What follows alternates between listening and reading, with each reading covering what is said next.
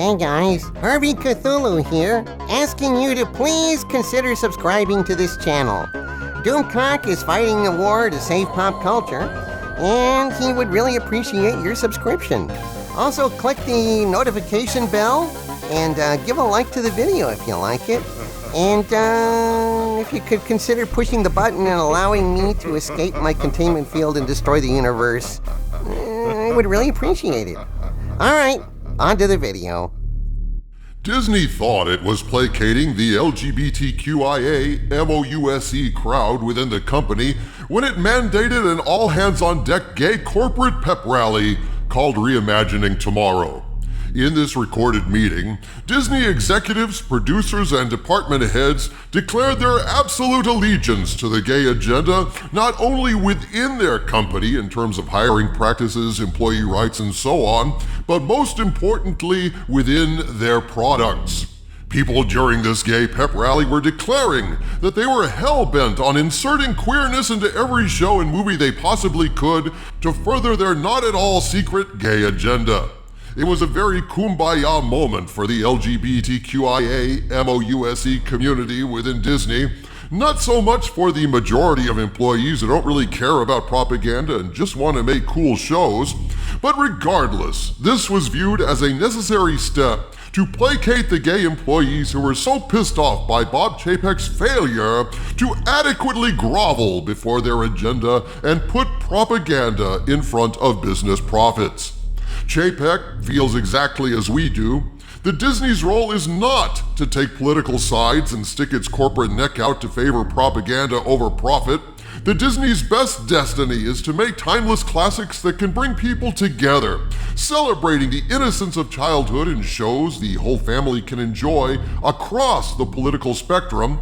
But sadly, though Chapek is entirely correct, Iger stacked the Disney company with so many loud and aggressive LGBTQ plus employees that he was forced to retract that view and give in to these people with the Reimagining Tomorrow gay pep rally, privately declaring Disney's commitment to brainwash kids with gay propaganda inserted into their entertainment.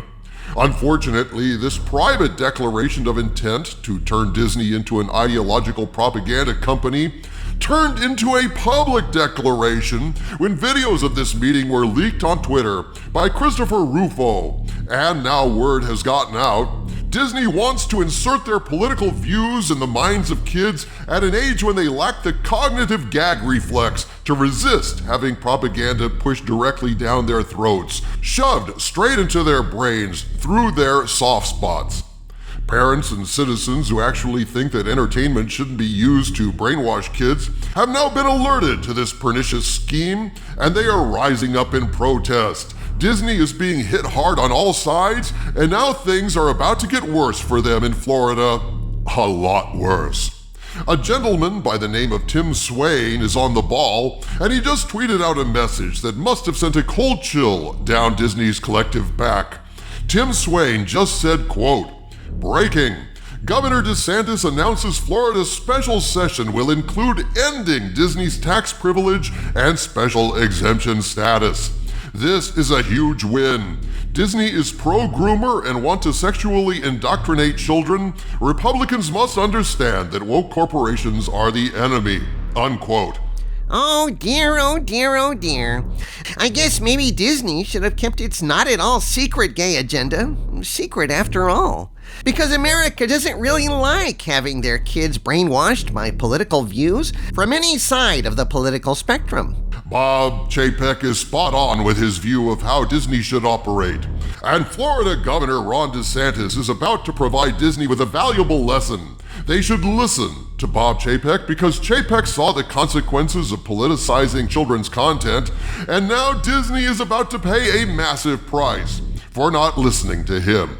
In a recent tweet, Governor Ron DeSantis stated, quote, "In addition to congressional reappointment, this week's special session will include termination of legacy special districts and removal of exemptions from the big tech accountability law," unquote. To give you an idea of just how bad this could be for Disney, here's Governor DeSantis making the announcement of this special session to the press. Make another announcement before we get into the subject of today's program. I think as many of you know, the Florida legislature is meeting this week to consider the congressional reapportionment plan for Florida for the next 10 years, and that is what they've been called upon to do.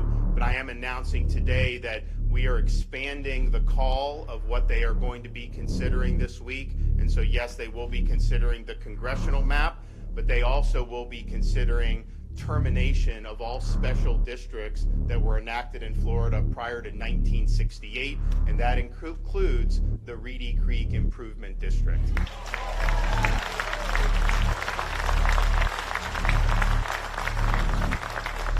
And I want to thank Speaker Sprowls and Senator Simpson for not only working, obviously, for the reapportionment, but for stepping up and making sure that we make the sunset or the termination on those special districts happen, which I think is very important. Ouch. So what exactly is this going to cost Disney in the long run? Oh, Harvey Cthulhu, it is a dark day for the mouse.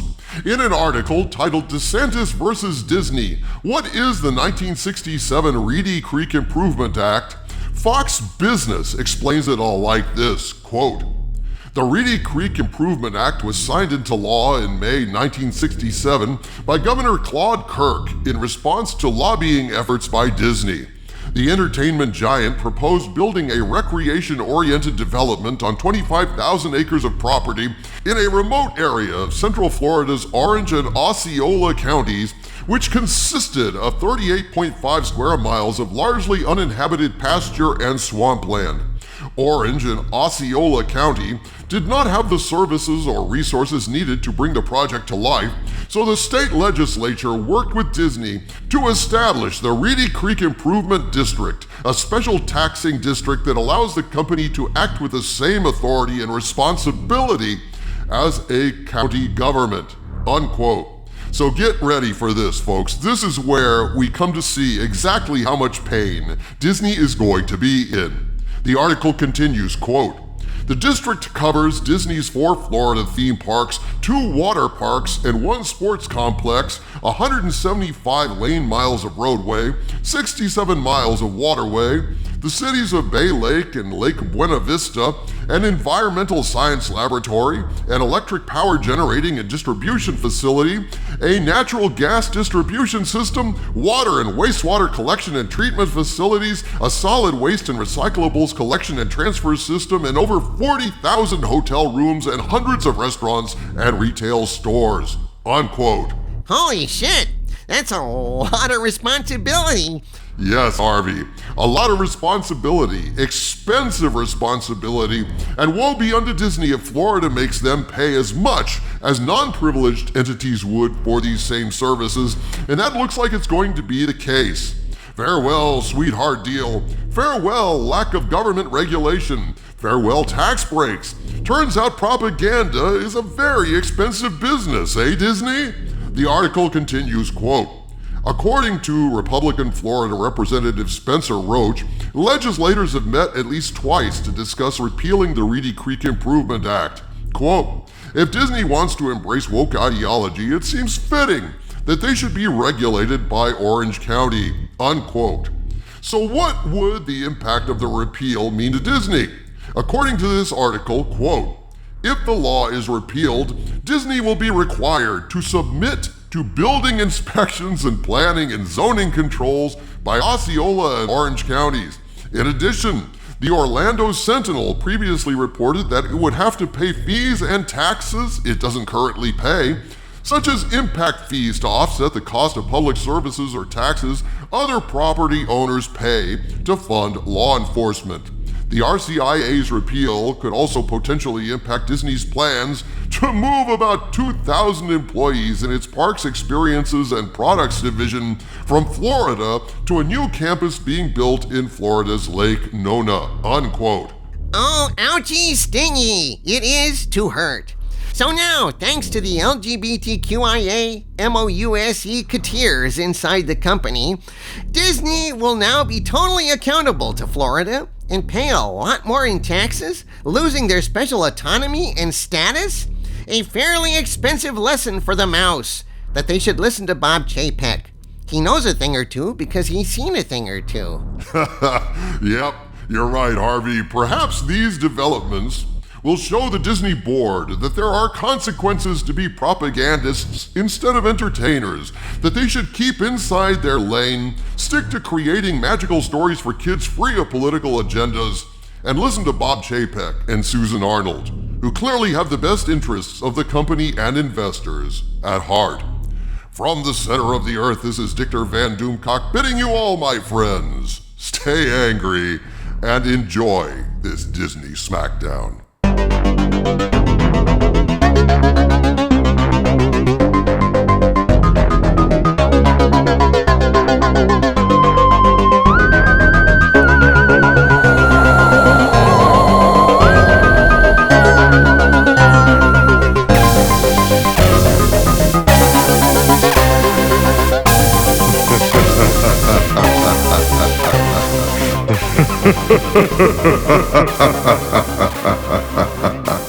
Ha ha ha ha.